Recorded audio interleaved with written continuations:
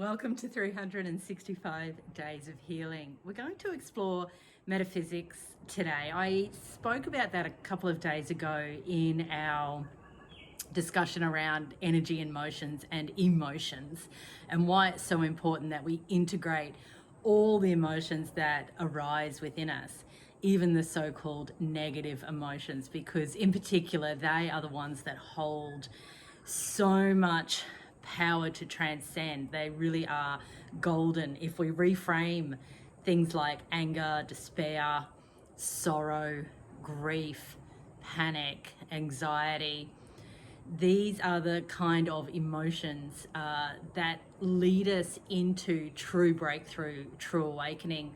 You consider an energy like shame, it's actually said to be the lowest frequency or the lowest vibrational emotion that we can carry. Shame is so debilitating, in fact, that you want the world or the ground to kind of open up and swallow you.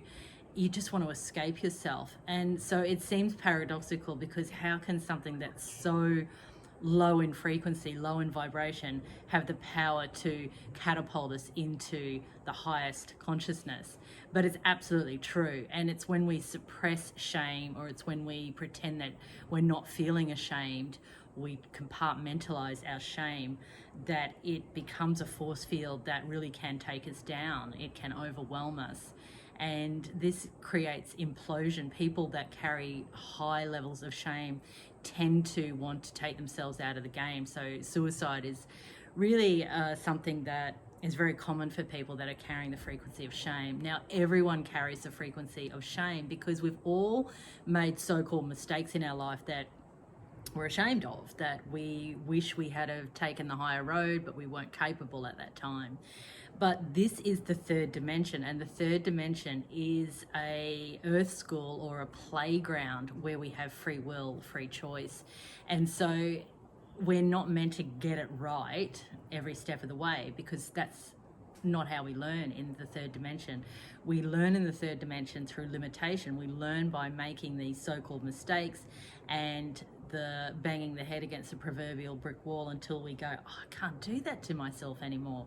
And it's at that point of awakening or consciousness that we take a new pathway. We change, not just physically a new pathway, but we take a new pathway in terms of the thoughts, so the neural pathways. We start to think in a different way. We start to maybe do affirmations where we say, I love and approve of myself. I accept myself. I accept everything that I've done in the past. It was for the purpose of learning. It was for the purpose of understanding energy, and I can never be wrong. I don't actually have to carry any shame, because I'm a child of the universe, and God, Goddess, looks after me no matter what, loves me no matter what, and I am a fractal of that highest energy. I can't be anything separate. I am the droplet or the godlet in the ocean of consciousness. So I'm not separate. I seem separate, but I am not separate. And when I claim that, I give myself that same love that God, Goddess is always providing for me. And so everything starts to recalibrate, and the journey towards wholeness, back to the source, actually becomes, I'm not going to say easy, but it becomes clearer. You get clear on what this turbulence in the third dimension is all about. So when we look at metaphysics, we look at the physical reflections of the emotional, mental, and spiritual bodies. And we accept that the body is a barometer of the soul. In fact, there's a great book called just that, The Body is a Barometer of the Soul. Jeanette Noontil, I believe, is the author. And we know that the body speaks to us, and we feel sometimes we're being punished. If we have continual headaches, if we've got a dis-ease or a chronic illness, if we've got aches and pains, we think, why is this happening? I hate this, I want to push it away. When in fact, if we move and merge with it, if we ask the body, what are you wanting to tell me? What is your wisdom? What are you teaching me in this now moment? Where am I not paying attention to one of my hurts, my wounds, my grief, my shame, my anger? What is it that you're reflecting for me, body? How can I embrace you and love you even more? And how can I learn through your symbolism what I need to address on the emotional, mental, and spiritual layers of self. And so the body therefore becomes your greatest friend, and you can see through the reflections of the body. It could be carrying too much weight. It could be being underweight. It can be always having a frog in your throat. I mean, you know, if that's happening, you know pretty much, well, that's because you need to speak your truth. And that's really how simple metaphysics is. It's not complicated. You want to look at what the body part represents physically. So I could look at my hand. Well, my hand grasps, it reaches, it takes hold of things. Therefore, metaphysically, it's the same. It's how I'm handling certain experiences. It really is that simple, metaphysics. The code of understanding metaphysics is so simple. And yes, you can look at the different body parts and break it down. There's heaps of books like the Body as Barometer of the Soul. You've got Louise L. Hay, You Can Heal Your Life.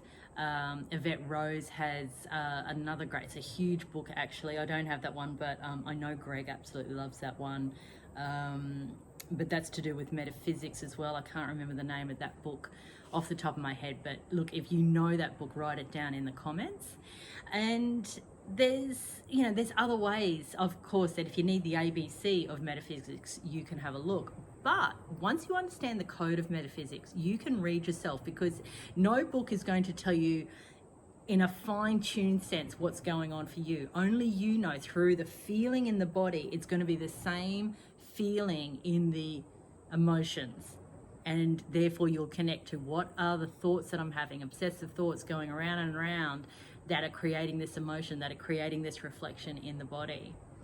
So it's rather simplistic actually. We don't need to complicate metaphysics at all. So another example, a simple one might be if you always have a stiff neck. Well, look what the neck does physically. It moves my head in different directions. So if I'm not willing to look in a certain direction, to look at someone else's perspective, if I'm so pig-headed and stubborn that I'm only seeing my own truth, then probably I'm going to crook my neck, aren't I? So, stiff necks saying, hey, you need to be more flexible in the way you're approaching things, in the way you're seeing things, because it turns the head so I can see in all directions, so I can be more embracing of different perspectives. Another one might be my ankle. So kind of like the neck, the ankle moves the foot in different directions. So if there's a problem in my ankle, there's a problem in the way I'm stepping out in a directional sense into my future. I may be fearful of the future. I may be limiting myself with my own mind that I'm not allowed to have exactly what I want. So I stick to a job that I don't like, or I stay in a relationship that causes me much anguish. And yet the ankle is saying, hey, you have infinite possibilities. You are flexible in all ways of what your future potential can hold. So step into it. The ankle will help the foot to step into the direction that is going to serve your soul. So listen to your body, pay attention to the body parts. We've all got some dynamic going on in the body all the time. I have encountered many people along the way, because we teach metaphysics in all of our courses, and I've encountered many people along the way say, oh, there's nothing wrong with me. Oh no, I don't have any physical problems. It's like, I don't know. That sounds like a spiritual ego to me, like I'm perfect. That's not how it's meant to be here in the third dimension. You're missing the goal if you're one of those people. You've got to say, hey, what's going on? Pay attention. It might just be something minute. Like the other day, I had on my right big toe, the nail, just for no reason at all, seemingly wasn't an infection, didn't have a problem per se, just the toenail just cracked in half, and it took a while for the toe to grow out and the nail to come off fully.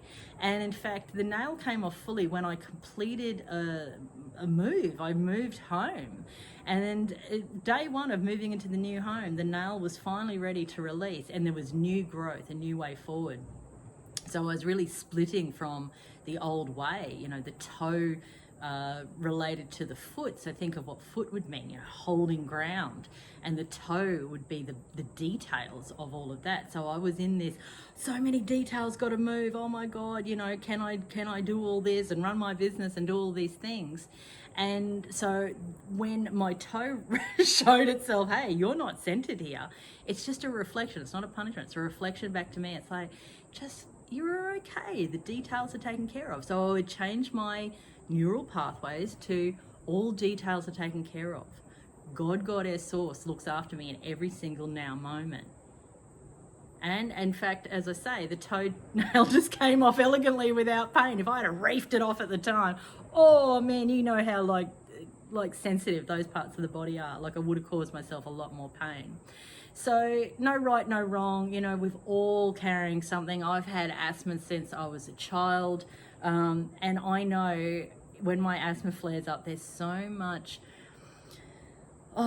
depth in there, you know, unworthiness, taking in the breath of life. Am I worthy to be here on this planet, to drink in the life force? So I can go for like years. I've gone for years without asthma, thinking I've conquered my asthma, and then it was back. And then again, recently, I've gone, well, maybe nearly 2 years without any kind of asthma. But that doesn't mean it won't come back again. So it really is the barometer, isn't it, for me, of my soul. So we don't pretend, we don't bypass. We just go, okay, I've got these themes in my life. If they come back, I'm not going to push it away. I'm going to learn again from what this is telling me. It's all perfect.